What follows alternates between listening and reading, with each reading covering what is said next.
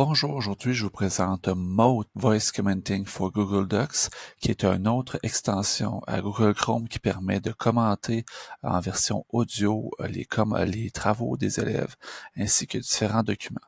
Donc, pour installer Mode Voice Commenting, vous allez aller sur le Chrome Web Store. Je vais mettre le lien directement en commentaire au bas de la vidéo.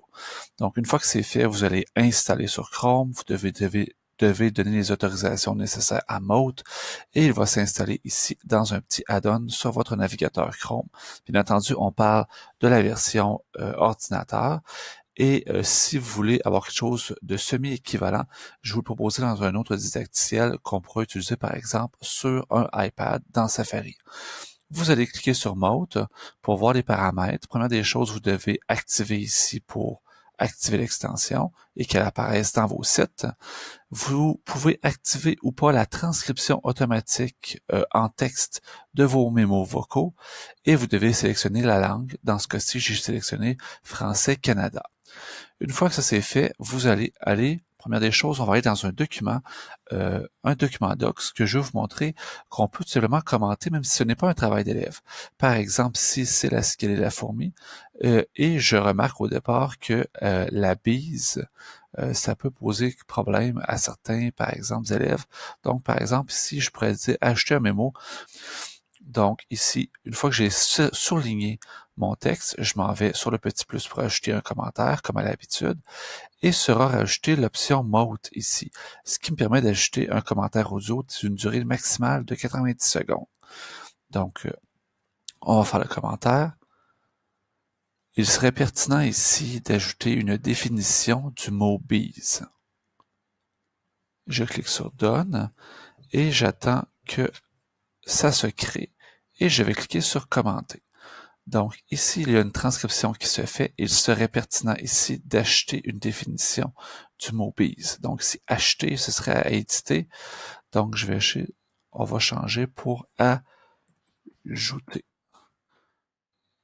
Et j'ai complété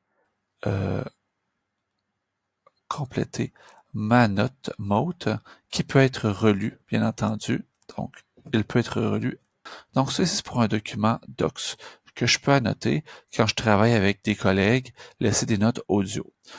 Ensuite, dans Google Classroom, ça peut être particulièrement pertinent lorsque je veux ajouter des commentaires pour mes élèves lorsque je fais de la correction. Donc, voici, je vais aller dans les devoirs de mes élèves, je vais aller voir le devoir de ma collègue Diane, et je peux ajouter des commentaires. Je peux ajouter des commentaires à deux endroits grâce à Mode. Comme je l'ai fait tout à l'heure, je pourrais ajouter dans le texte de l'élève directement un petit commentaire avec Mode ici. Donc, je pourrais le faire ici avec un Mode. Mais je pourrais aussi l'ajouter aussi dans les commentaires privés qui peuvent être envoyés au fur et à mesure à l'élève.